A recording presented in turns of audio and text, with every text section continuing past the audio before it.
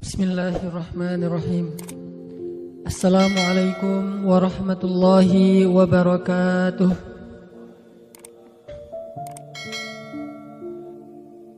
Alhamdulillahirabbil alamin. Alhamdulillahilladzi hadana lihada. Asyhadu an la ilaha illallah wahdahu la syarikalah.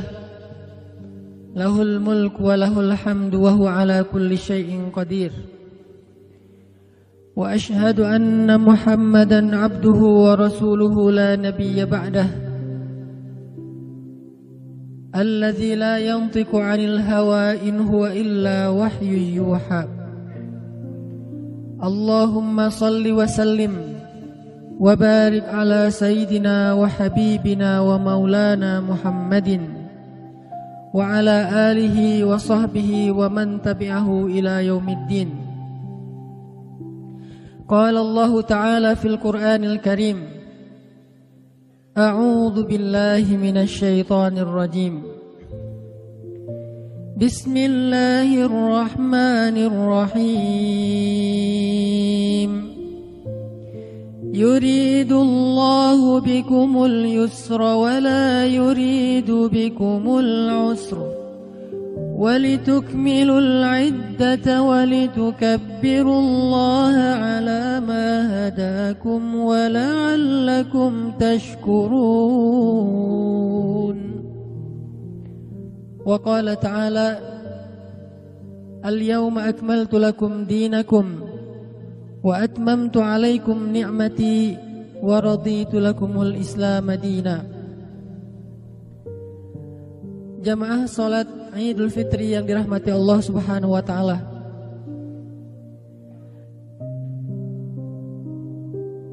Hari raya Idul Fitri yang disyariatkan di dalam agama kita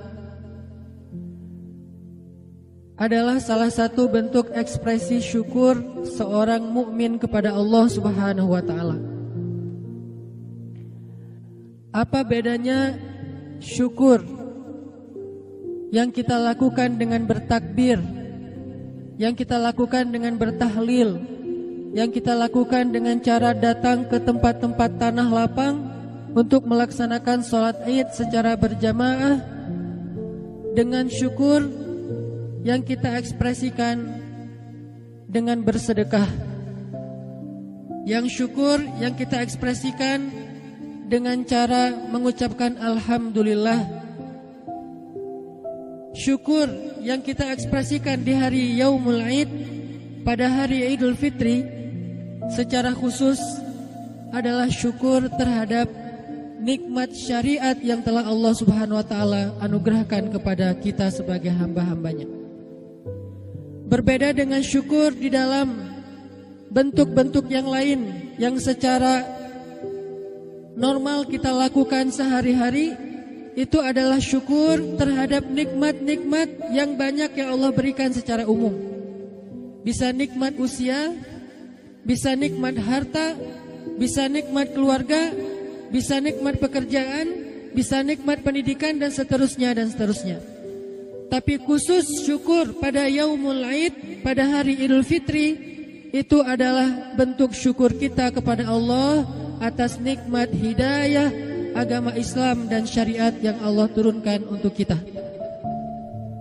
Sehingga Allah Subhanahu wa taala sendiri yang memerintahkan kita untuk mengatakan kalimat-kalimat syukur di hari Idul Fitri setelah kita menjalankan ibadah puasa selama 1 bulan, di mana Allah Subhanahu wa taala berfirman, "Walitukmilul iddah walitukabbirullaha ala ma hadakum wala'allakum tashkurun." Setelah kalian menyempurnakan bilangan bulan, yaitu bulan suci Ramadan, maka tugas kalian berikutnya adalah bersyukur kepada Allah Subhanahu wa taala atas nikmat hidayah iman, atas nikmat hidayah Islam, atas nikmat hidayah syariat yang Allah berikan kepada kalian. Dan bentuk syukurnya adalah bertakbir kepada Allah, walitukabbirullaha ala ma hadakum. Maka jamaah salat Id yang dirahmati Allah Subhanahu wa taala, ketika kita kaum muslimin di Indonesia dan di seluruh dunia pada hari ini merayakan Yaumul Id atau kita kenal dengan istilah Idul Fitri, dengan cara kita membawa keluarga kita ke tanah-tanah lapang. Bahkan sengaja Rasulullah SAW mensyariatkan sholat Id secara khusus dilakukan justru di luar masjid. Walaupun boleh saja kita lakukan di dalam masjid dan itu tidak melanggar syariat, akan tetapi lebih baik dilakukan di luar masjid.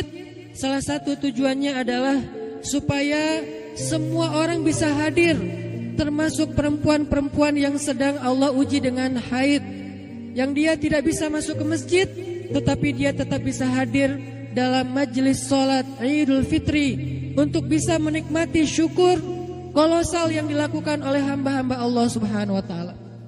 Walaupun dia tidak bisa melaksanakan sholat Id secara berjamaah, tetapi dia tetap bisa hadir dan duduk di antara para jamaah dan mendengar bacaan imam yang membaca surat-surat tentang kebesaran Allah, tentang nikmat-nikmat Allah, kemudian mendengar nasihat-nasihat dalam khutbah Id. Ini adalah semuanya bentuk dari syukur hamba kepada Allah atas nikmat hidayah syariat. Sehingga jamaah sekalian, jika kita membuka kembali lembaran sejarah tentang asal usul sholat Id pertama kali yang dilakukan oleh Nabi Muhammad Sallallahu Alaihi Wasallam, bahwa sholat Id pertama kali dilakukan oleh Nabi Muhammad itu adalah sholat Id pada tahun 2 Hijriah. Dan itu bertepatan dengan beberapa hari saja, sekitar 13 hari setelah terjadinya Perang Badar. Dan Perang Badar sendiri adalah perang yang pertama dilakukan oleh Rasulullah SAW. Dan puasa pada tahun 2 Hijriah itu adalah puasa yang pertama sekali disyariatkan kepada kaum muslimin, yang diawali oleh Rasulullah dan para sahabat radhiyallahu anhum. Jadi bisa dibilang pada tahun 2 Hijriah Allah Subhanahu wa taala memberikan banyak sekali hadiah syariat kepada kaum muslimin. Pertama, Allah menghadiahkan untuk mereka syariat jihad. Ini diberikan oleh Allah di awal tahun kedua Hijriah. Setelah kaum muslimin diberikan perintah untuk berhijrah dari Makkah ke Madinah, maka di tahun kedua Hijriah Allah Subhanahu wa taala mengizinkan kepada mereka untuk berjihad dalam makna peperangan. Allah Subhanahu wa taala berfirman di dalam surat Al-Hajj ayat ke-39, dan diizinkan berperang kepada orang-orang yang diperangi, karena sesungguhnya mereka telah dizolimi, dan sungguh Allah Maha Kuasa untuk menolong mereka semuanya. Ini adalah ayat pertama tentang perintah untuk berjihad di dalam Al-Quran. Allah turunkan pada tahun kedua Hijriah. Tetapi waktu itu kaum muslimin belum diperintahkan untuk melakukan peperangan. Baru ada perintah bahwa jihad itu dibolehkan, bahwa peperangan itu jika mereka diserang, jika mereka dizolimi, maka itu dibolehkan. Tetapi Allah Subhanahu wa taala belum secara jelas menyuruh kaum muslimin untuk berangkat berjihad atau berperang. Sehingga selang sekitar 3 bulan kemudian Allah Subhanahu wa taala turunkan perintah untuk melakukan suatu perang yang pertama di dalam sejarah Islam, yaitu Perang Badar. Diawali dengan rencana untuk mencegat karavan dagangnya Abu Sufyan yang baru datang dari perdagangannya di Syam. Kenapa kaum muslimin mencegat karavan dagang Abu Sufyan? Karena di dalam karavan dagang Abu Sufyan terdapat banyak sekali harta-harta yang dirampas oleh orang-orang Quraisy secara zalim dari kaum muslimin ketika mereka meninggalkan Mekah untuk berhijrah. Sehingga bisa dikatakan skenario awal dari Perang Badar itu adalah Allah Subhanahu wa taala meminta kaum muslimin untuk mengambil kembali harta mereka yang dirampas oleh Abu Sufyan. Lalu setelah mereka bersiap-siap untuk mencegat karavan dagang Abu Sufyan, tiba-tiba perintah Allah berubah. Allah mengganti perintahnya Dari yang awalnya skenario awal adalah mencegat karavan dagang, kemudian Allah katakan sekarang skenario kedua adalah hadapilah pasukan Abu Jahal. Ini adalah ujian pertama yang dialami oleh kaum muslimin dalam peperangan mereka. Yang tadinya mereka merasa percaya diri, merasa bahwa peperangan kali ini akan mudah karena yang mereka hadapi itu hanyalah karavan dagang. Tiba-tiba Allah mengganti skenario itu dengan menghadapi satu pasukan yang 3 kali lipat lebih banyak jumlahnya daripada kaum muslimin, yang dipimpin langsung oleh jenderal militer mereka yang terkenal, yaitu Abu Jahal, yang di dalamnya banyak kesatria-kesatria Mekah. Salah satunya adalah anaknya Abu Jahal, yaitu Ikrimah bin Abi Jahal, yang terkenal keberaniannya, sehingga kaum muslimin sedikit ragu pada waktu itu. Lalu Allah turunkan surat tentang perang Badar, yang kalau kita membaca di dalam Al-Quran secara utuh Allah sebutkan di dalam suratul Anfal, surat Al-Anfal.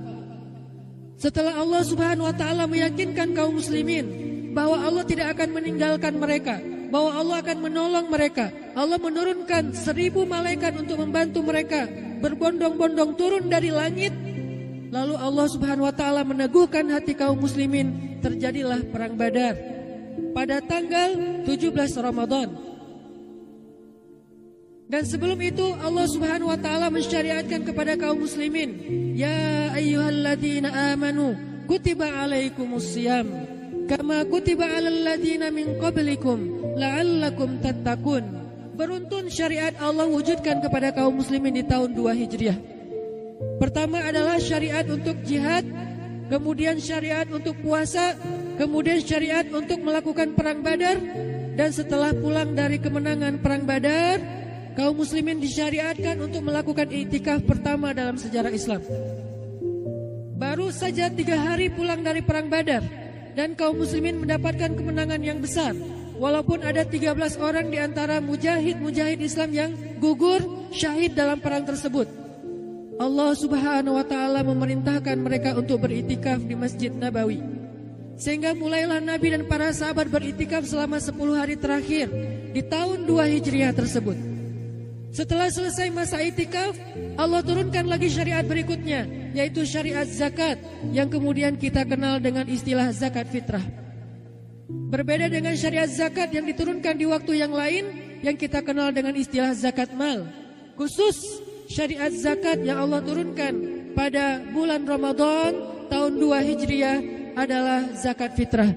Allah subhanahu wa ta'ala berfirman di dalam surat At-Taubah ayat 103, khudh min amwalihim shadaqatan tutahhiruhum wa tuzakkihim biha wa shalli alaihim inna salataka sakanun lahum wallahu sami'un alim.